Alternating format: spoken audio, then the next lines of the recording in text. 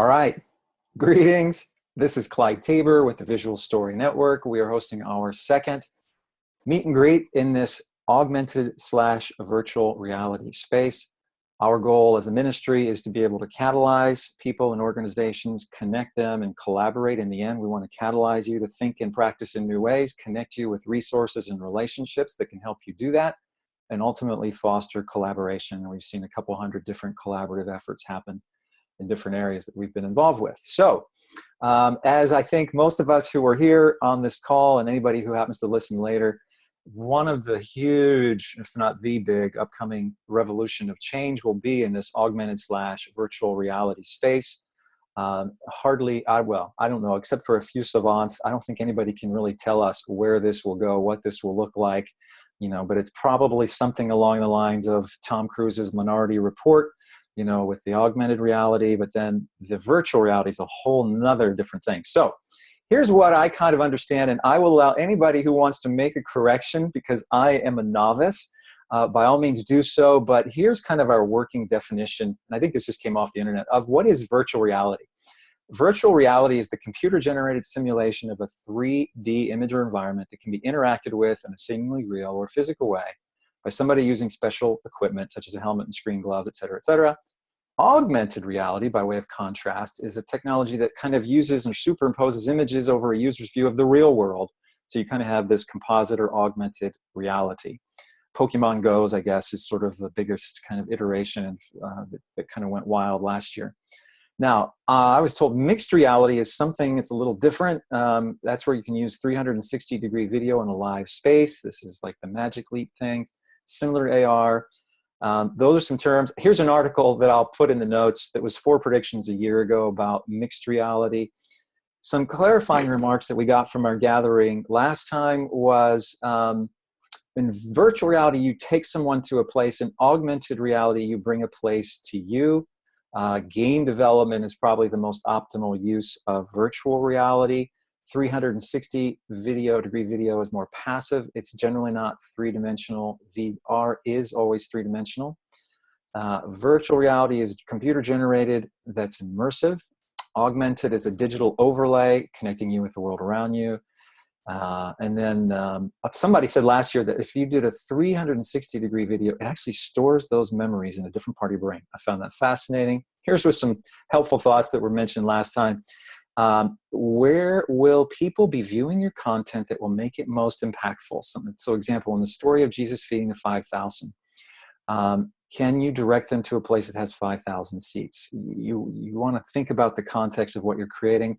We're still learning how this kind of technology changes and advances and affects the brain. So there's still this very new element to it. People use these various forms of alternate reality to escape RR or real reality, even if it's for a good purpose. Often it's not. At least as of a year ago, Oculus, the big VR headset, was only compatible with Microsoft and PCs.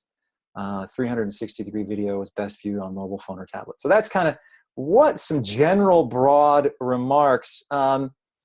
Maybe what I'll do is let's just kind of do the meet and greet part here. So we're just going to go around the horn, and I will start with you, Art. Just tell us a little bit about who you are and what you're doing and what your interest is in this space. Sure. Well, as always, our interest is communicating biblical truth. I'm a Southern Baptist pastor, also am a publisher for the largest Christian comics company. We published the Keystone Bible, which is the most complete graphic adaptation of the Bible ever done. We're exploding into numerous languages. A lot of it was a result of the Eurasia Media Conference, but we've already signed an animation agreement for somebody to do graphic animation, motion comic animation of our Keystone Bible. But we're intently interested in the whole VR. Interestingly, yesterday I got a very good connection with Magic Leap, and I'm kind of waiting to see what's going to happen there. But primarily, we started Keystone Comics. We wanted to be basically the Marvel of the faith market. And we partner with a lot of agencies, and we want to continue to partner as God continues to grow this work. All right, yeah. Just tell briefly, like on the Keystone Bible, like again, how many pages, volumes? I forgot what you call them. Frames do you have? It's pretty significant. Yeah. Well, what we did is we serialized the entire Bible because we wanted to put it in small chunks to be able to put it out digitally, but also for the retail play. So basically, the Kingstone Bible is over 2,000 pages, it's 10,000 panels, and we have it in 4 formats. One, there are three hardcovers, which is kind of a retail play. We also have it down in 12 soft covers, and this is all chronological, explaining the Bible. But we have 12 soft covers, which is the same thing, and then we have like 33, 34 comics, and both the soft covers and the comics are available both digitally and in print. And then we have a lot of supplementary things like the Book of God that explains how we got the Bible. We just released a comic book on hell. We just did first of a World Series thing that we're doing with Dr. Ravi Zacharias about major worldviews. So basically, because about 50% of the world is either illiterate or semi-literate, and the functional literacy rate, I think, may be even higher from what people are telling me. So we just feel very strongly there's got to be, because the dual code theory of cognition says that if you process visuals in one place of your brain, you process text in another area. When you join those together, you have a much greater retention. So that's really kind of the underlying premise behind what we do at Kingstone.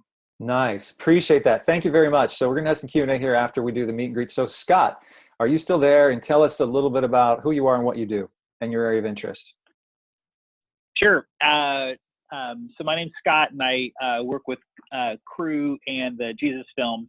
I mostly am thinking, in terms of strategy side. I'm not a content producer, but one of my coworkers, Irv, who I think some of you probably know, is on that level of AR, VR thinking. And Jim Green, who used to be the director of the Jesus Film, and I have been talking about strategy, and just feel like we want to tap into this market and help to figure it out and bring some strategy to it. And so I'm mostly here as a learner and gatherer, and just to keep thinking of what can we do with these technologies for the kingdom.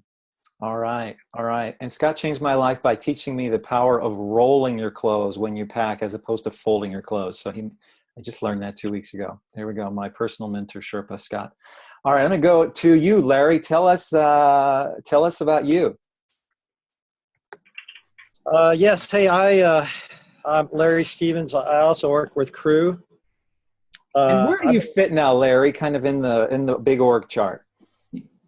Well, I sit under research and development. All right. So I work on special projects, strategic partnerships. So I've been leading under the president's office. Yep. Okay. I do some things with Steve Douglas, our president, and so I've been leading VR, a working group, for the last 2 years. GoPro reached out to us. Someone from GoPro, and Casey, who's been our VR advisor, he was on the call the first time. Yes. Yep. So Casey's been on this journey with us, and so last summer we filmed 400 hours of VR footage for our global missions video. So we just launched that last at our winter conferences. Had about over 50,000 views. Learned a lot. And but just recently we've been working with the Jesus VR, which is housed in with Enzo, the executive producer of The Passion. So that sits at Universal Studios, and VR Works is working with that. Okay, wait a minute. So say that again. What is it? Jesus VR? What did you say? What is it called? It's the first feature VR film. Of any kind. Of any kind. It was released. And the working title is, again, say again. Jesus VR. Okay, just wanted to be sure. Okay. And it was produced by Enzo. He was the executive producer of The Passion of the Christ. Mm-hmm. And so Universal Studios, it sits at the lot of Universal Studios at their VR, which we've had some folks go to the lot just to meet the VR team there, and to see what they're doing with all of their movies in VR. And then we just met with Josh McDowell. He received a $200,000 grant for VR. So he is getting into, he's digitally archiving one of his scrolls for VR. What do you mean, like one of the ancient manuscript scrolls? Yes. Wow. Yeah. And so that is happening now. There's a group in LA, I think, that has really mastered that craft, and where you can digitally archive museum artifacts, and then we too have been in touch with Magic Leap. We know one of the board members, and because that's in South Florida, so that's real close That's to. right. Where exactly are they, in Fort Lauderdale? Yeah, I think they are. Yeah. Okay. All right. So and then I spent a day with Remington Scott, who he invented he invented motion capture, Okay. and he actually created an AR Jesus, and This is so trippy. Okay. yeah. Okay. And just what does that mean, actually? Just give me 10 seconds on that. You have your iPad, and you can basically pop up an AR version of Jesus, where Jesus is kind of giving like different sermons, different sayings, Okay. and so it's kind of like that Pokemon is, where you look, it kind of. I'll have to send you a photo of it. It's really cool, or some video. Oh, right. Yeah. Yeah. No, that'd be very interesting. And anyway, so you met with him and like, okay, so you're connected, dude. You're kind of out in front. You kind of know who's who. But that's kind of the latest. The Josh McDowell is the latest, but so we're still trying to figure out our next projects. All right. Okay, we'll probably come back because I'm going to ask you some questions. But Dave, if you're still there, Dave Dickin, just tell us what you do, but kind of your area of interest in the AR VR space. Yeah, give me just 1 second here. All right, you got it. So I'm going to go to you, Brian. Brian, can you unmute and just give us something on you and, again, your interest? There we go. You got it. All right, so yeah, I'm Brian Klebig. I'm a pastor with the Evangelical Lutheran Synod. Dr. Custer was one of my professors in college and in seminary, and spent 4 years in the parish, and then he encouraged me to go back to school and get my PhD in comm. So what I'm doing right now is I'm at Michigan State, and I'm the lab manager for their virtual reality, augmented reality, and motion capture laboratory there, which is called Charisma, but with no H. Okay, so is it did you say AR, VR? It was like all of the AR, above? VR, and motion capture. Yep. Wow. Okay. Okay. Very interesting. And how did you get into that? I don't know. I just sort of fell into it. The program at Michigan State is extremely quantitative. It's very, very research focused. And as a result, there's a lot of theorists there who didn't really know how to do things. And so I think just by virtue of the fact that I knew how to, it wasn't the first lab I'd ever set up. And so as I started getting things set up there, I started getting more and more into it, and it's always been a particular interest of mine. Not just, started off with gaming as a kid and that sort of thing. And so as soon as I had a chance to start working with VR, and we had great execs coming in from Disney and Sony and Panasonic, they're all board members there. So as soon as I had a chance to, get in on that, and I was able to weasel my way in, then I jumped on it. So now it's we're running our very first experiment in the lab. We use it mostly for research purposes, but because of the nature of the research, we actually have to produce our own content typically. So I've managed to marry the mocap systems to the VR systems for very, very quick VR.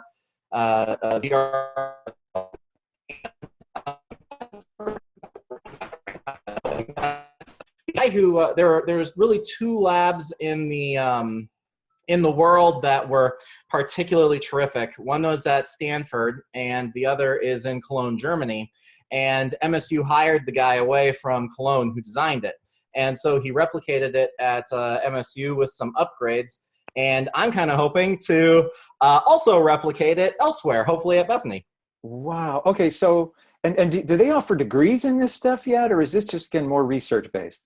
This is all research based right now. There is I believe I've heard that there is going to be an upcoming bachelor's degree in VR development, or I forget what the technical terminology for it is, but I am not positive when that would happen at Michigan State. Okay.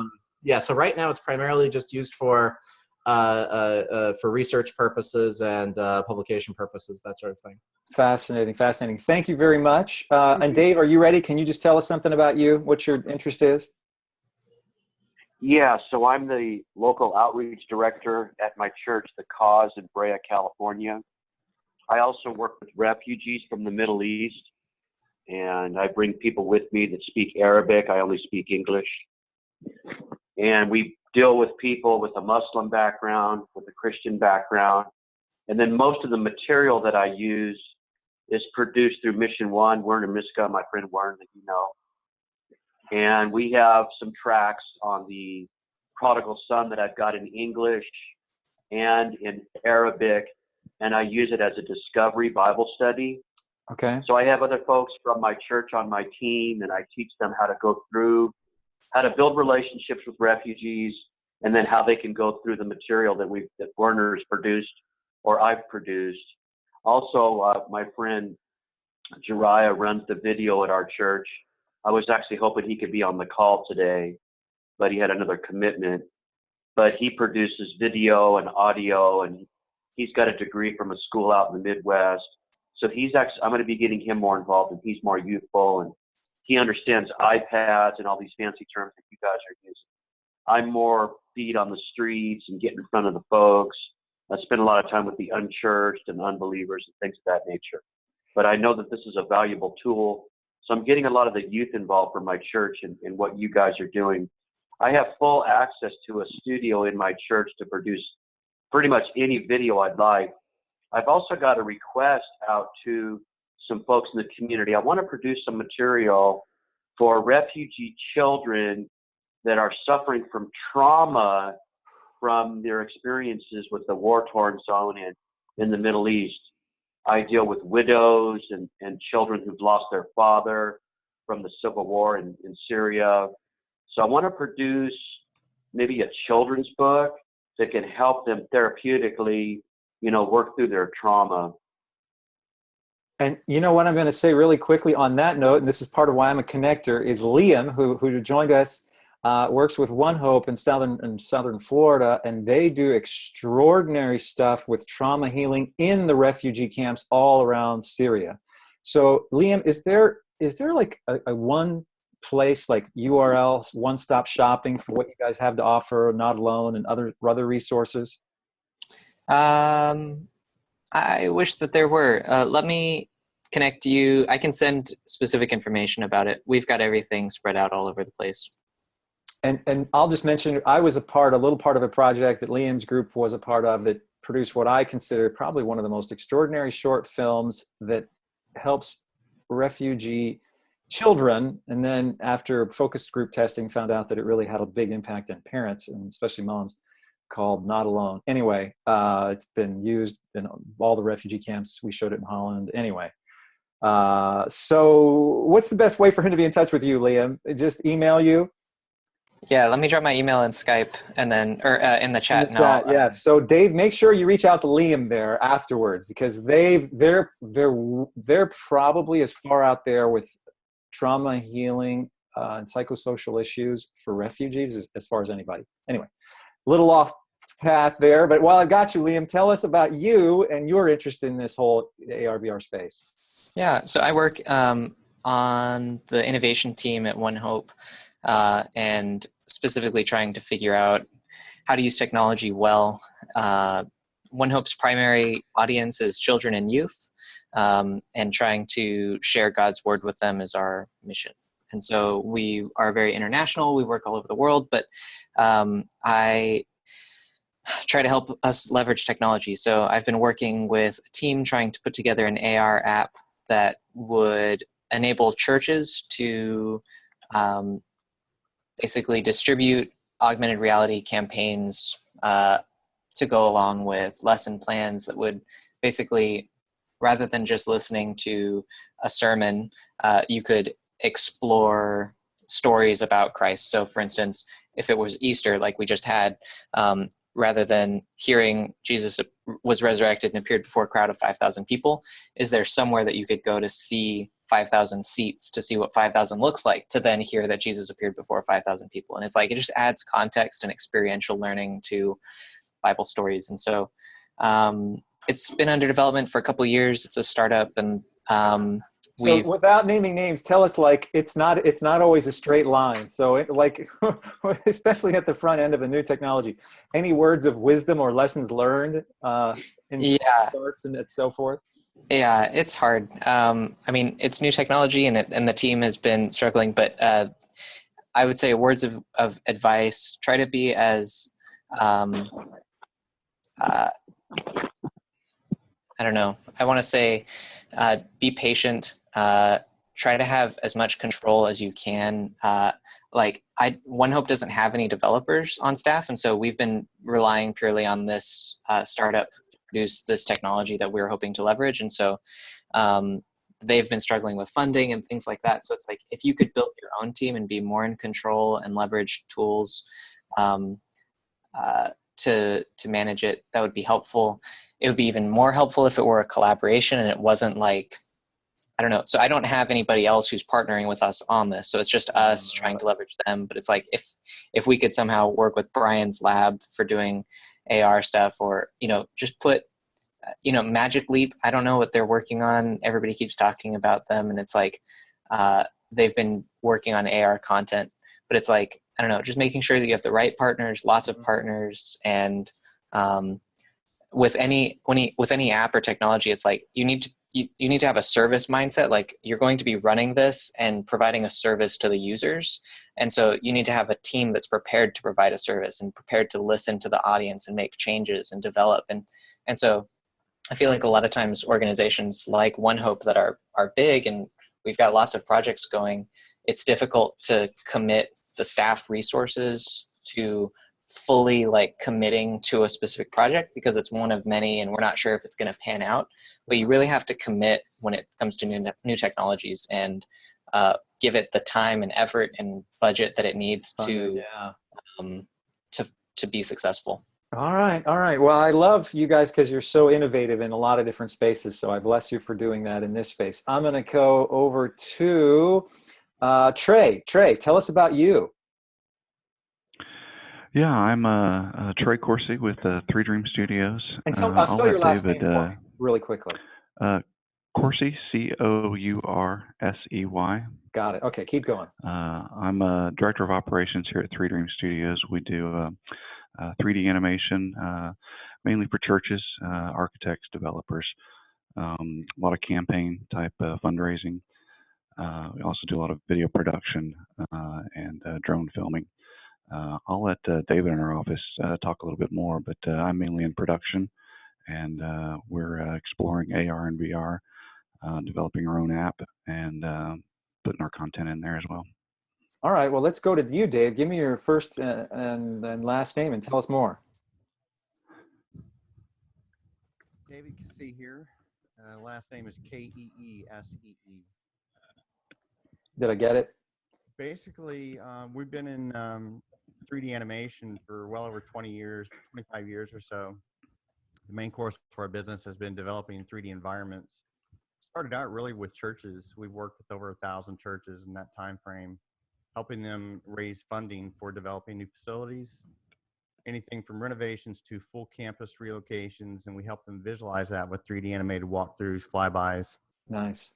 In addition to that, we go on site, we do interviews, we do filming, and produce basically vision films for where we're going, and to show their people and get everybody on board with the project. So we've expanded that into working with universities across the country, developing science centers and renovation funds for things like Butler University's basketball arena that you saw in films here, many years ago.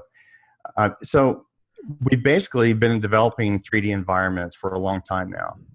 And we started producing about 4 or 5 years ago, 3D panoramas of our video walkthroughs, but we give them an interactive environment to look at those projects. Mm-hmm.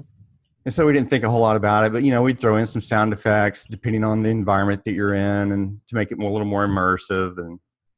And recently we've connected more with Oral Roberts University here in Tulsa. If you don't know it, Michael Matthews there is the director over the Global Learning Center, and they have made a very significant investment in AR, VR. Really? Training, virtual reality, augmented reality. And what do they call the center again? Global Learning Center. Wow. Okay. All right. And Michael Matthews is the director there over it. Oh, interesting. We have kind of developed a new collaborative effort with them, in that we're kind of like a business connection. Take what they're training and learning and turning it into, how does this become viable in the workplace? And of course, our company is very ministry focused, but we're also do work just in normal everyday life, business to business applications. So we're looking for ways to bring our skill sets in 3D in production, including audio, video, interviews, script writing, all these things together, and putting them into what we're now playing with was augmented reality, ramping up even more our virtual reality experiences on mobile devices.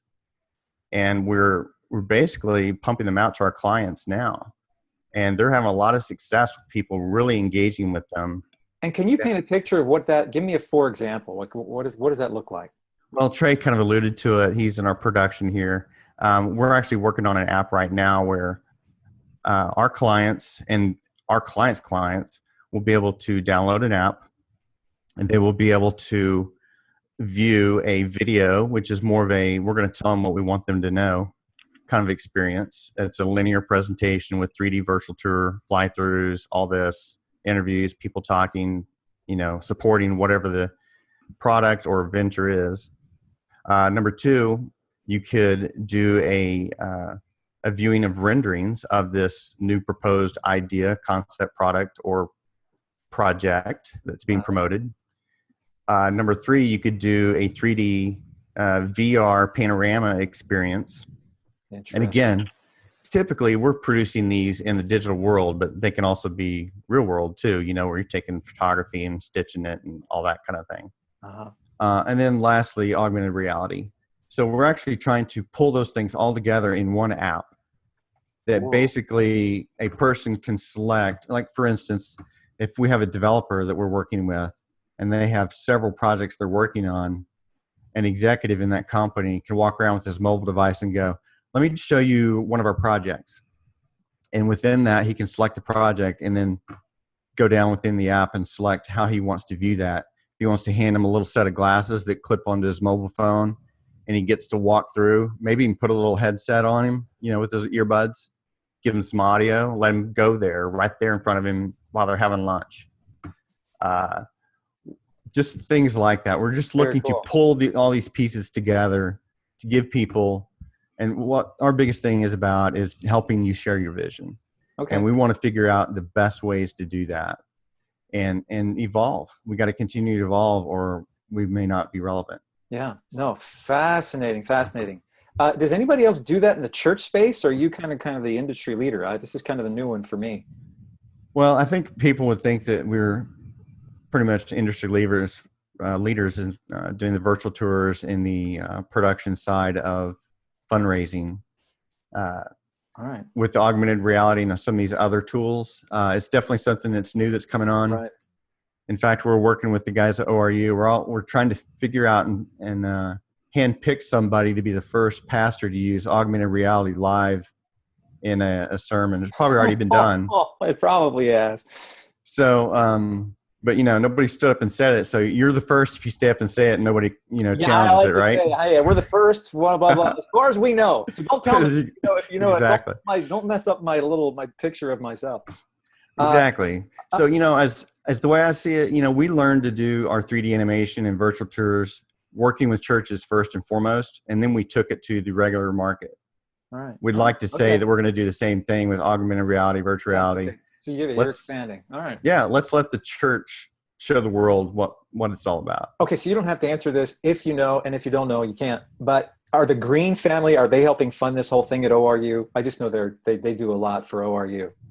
Yeah, they are, but there are also some other people All right. that have given significantly to the project. It's really cool. It's what used to be the old, what they call the Baby Maybe, which is the television studios for the Robert shows and stuff like that years ago. They've totally renovated it, and they can do global learning, kind of like what we're doing here. Yeah. With big screens, big conference rooms full of people. Yeah. It's awesome. Well, just another connection in case you don't know. So Liam, who's with One Hope, works for Rob Hoskins. Rob and the Hoskins family are very tight with the Green family. So anyway, the world's not that big. So anyway. Yeah. Anyway, Jeff, tell us, we're very fortunate. So Jeff, unmute and then just tell us a little bit about you and then kind of your interest in this space. Sure. Jeff Tunnicliffe.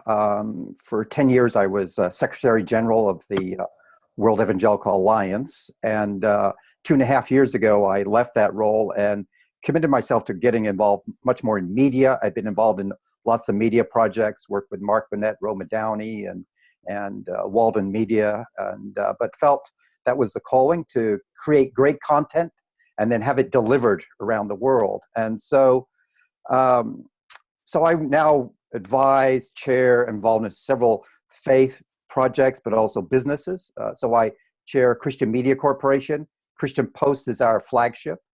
Christian Today out of London. We have, 90 million people a month coming to one of our sites. I work with YouVersion, PureFlix, continue to work with MGM, but also work in some commercial projects. I'm also involved in the Jesus VR project through Motive Entertainment. They're the ones that are helping develop the app and the global distribution around Jesus VR. I'm partnering in a company called Media Farm. We have a VR company as well as production funds for theatrical release films. So I see the whole area of VR exploding, and but one of the challenges in all of this is bandwidth issues, technology around that. So one of the companies that I'm a part of is actually just coming out of stealth mode. And it was started by a very committed Christian 4 years ago who it's a commercial company, but he had the vision of reaching the world through media and video in particular, but recognized the bandwidth issues. And so launched a company, got PhDs and engineers, and they said the goal is I want you to compress any from any platform, deliver it to any device by 80% with no loss in fidelity. Wow. Well, these guys started working on it, and they've had funding from the Canadian government, from the Scientific Fund for the last 3 years in a row. They're now coming out of stealth. And it's actually now we're able to take video from any delivery mechanism, any platform, and deliver it to any tablet and compress it by 90% with no loss in fidelity. And so what this means, as you can imagine, commercially, it's going to be a massive business. But so you got streaming services. We're working with PureFlix, but Netflix takes up 40% of the bandwidth right now. So imagine, or security services, security cameras like the police have. City of New York spent $50 million last year on storage, on cloud storage, and so we can reduce that down to $5 million. Then you add the whole area of VR, which we can compress without any loss in fidelity, and it's going to allow untethering of VR, and we're just conversation with Jesus VR about this, about how we can help them. But the founder and the CEO, who owns 85% of the company, is launching as a foundation out of the company to help in work. But he's also carving out licenses for nonprofits, so that even if the company was sold down the road, there would be licenses available for nonprofits to use this platform so that we can deliver the technology through this through this platform. So I think it's going to, as I say, come out of the stealth, and it's going to revolutionize, the industry. I've looked for, this kind of thing for a number of years. I wanted to start PureFlix South Africa. Couldn't do it because of bandwidth issues. Mm-hmm. With this, we can. So the whole area of VR, but one of the streams under it, and is related to called Comic Stream, and they've developed a technology under that which is called breathing comics. It's not video, but it's brought in motion, and it's true. You got to understand. In order to understand, you've got to see it, but it's at a very low bandwidth, creating, working with comics which tend to be just PDFs, and bringing motion into them with such low bandwidth. It's really truly amazing. So I could see, even from this conversation, there's some potential areas of collaboration on with this company, as well as some of the production VR side. Like, I mean, you do a lot.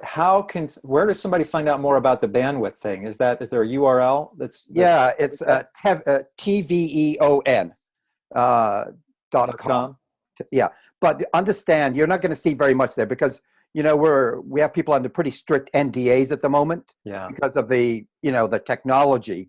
So if people want more information, just email me and we can work out something with an NDA, depending on how deep they want to go. But you're not going to see that much. We've revealed some on the website, but we're not, because it's as you can imagine, you got major players like, the Comcast of the world, and telecom companies around the world that want to get hold of this technology. So we're rolling it out, but we're trying to do it in a way that's will bring the greatest impact for the kingdom. Love it. And could you put your email in the chat box? And I did. Oh, you already did. Okay, great. Have I did I get everybody? Who have I not gotten? I'm looking through my list. Has everybody had a chance to go? All right. Well, then what I think I'm going to do, so again, I'll make this available so you guys can see the who's who. You've got the emails in the chat box. You actually did miss somebody. Who did I miss? Tom Custer. Oh, I didn't come back to Tom? Oh, I didn't come back to Tom. Tom, I'm so sorry. Tom, Tom, tell us about you. I apologize. That's my bad. Oh, that's all right. Tom Custer with the Christ and Media Institute at Bethany Lutheran College in Mankato, Minnesota. And one of our roles is to bring people together, interested people together with resources that we discover. So that's why I'm here looking for resources. And of course, you guys are the resources, wonderful resources. For example, we've been talking with some people who are interested in a little project about serving remote groups of believers. Some of them, for example, are in rural areas where they've had a church congregation for many years. It's dwindled because the population has gone down in that area. They have a church building, but they don't have the resources to support a full-time pastor to serve them. So the talk is about supplying them with a virtual pastor, maybe using AR to put a pastor in the pulpit of their church on a Sunday morning so that they can be served. And if there are any number of these locations, a single pastor can serve a number of those through that kind of technology. So it's that kind of discussion we're in with interested people, and so we're here learning what the resources are. Wow, that's fascinating. Okay, now have I got everybody? I'm so sorry, Tom. I know we kind of did our quick early meet and greet. We've got 12 minutes. Does anybody, I'll just open it up, want to just comment on where things are going, or resources or observations or learning that might benefit the rest of us and anybody else who watches this after the fact? I'm just going to, I'll just pick on, anybody want to kind of go. I'm fascinated by what everyone's doing. Who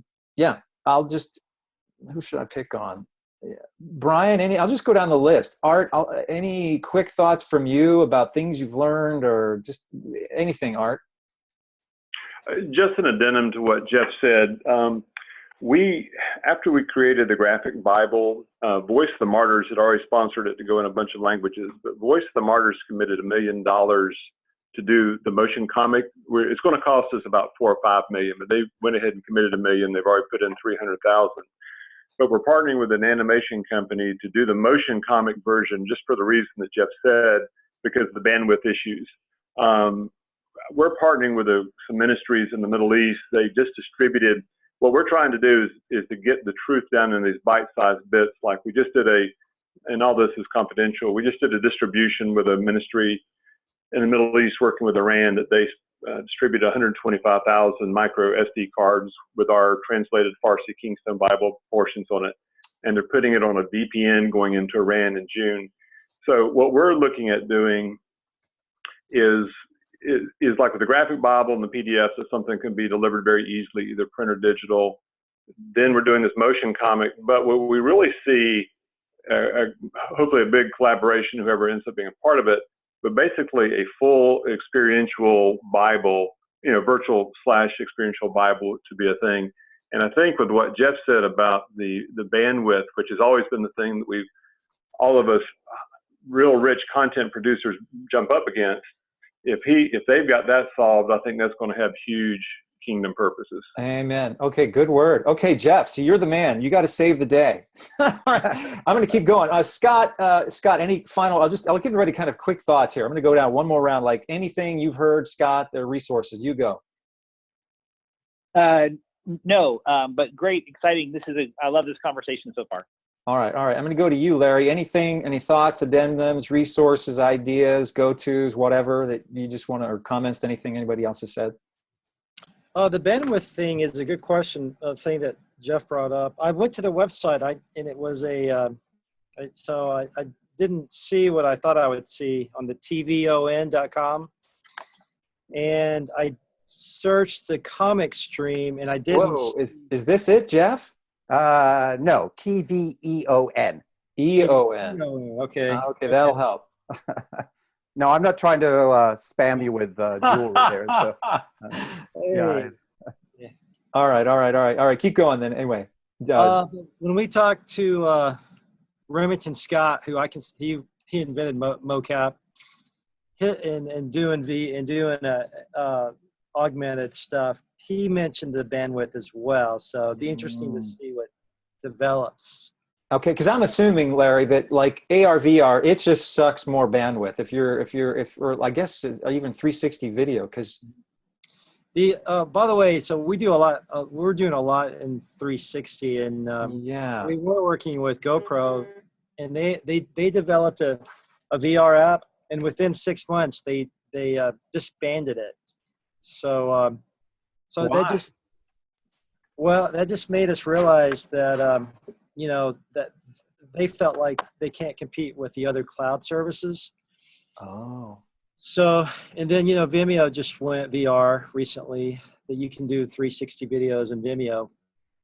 And so we're actually working with them now and with their developers, because they are, you can't download a high definition version of your own videos.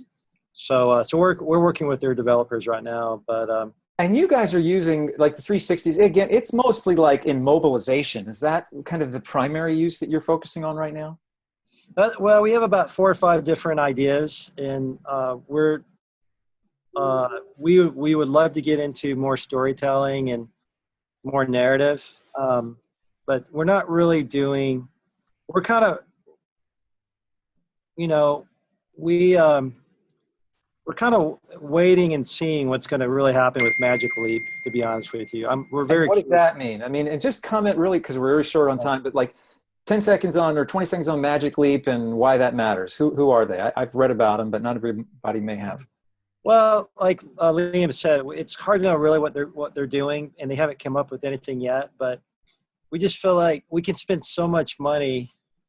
We want to be careful how we spend our money and not put it somewhere and then have the industry go somewhere else. Yeah. So that's kind of, it's kind of more, we're kind of waiting and seeing what's going to develop this year. And Magic Leap is supposed to be the group that kind of points the way forward in the AR space. Is that not, that's my understanding?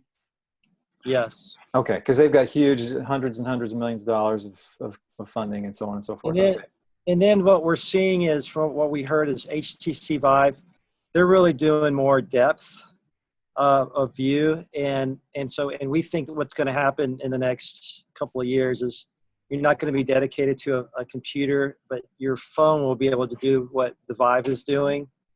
Oh, Vive, not five. The Vive. And like spell that, like V-I-V-E? Vive. V-I-V-E. Okay, all right. Interesting. Okay.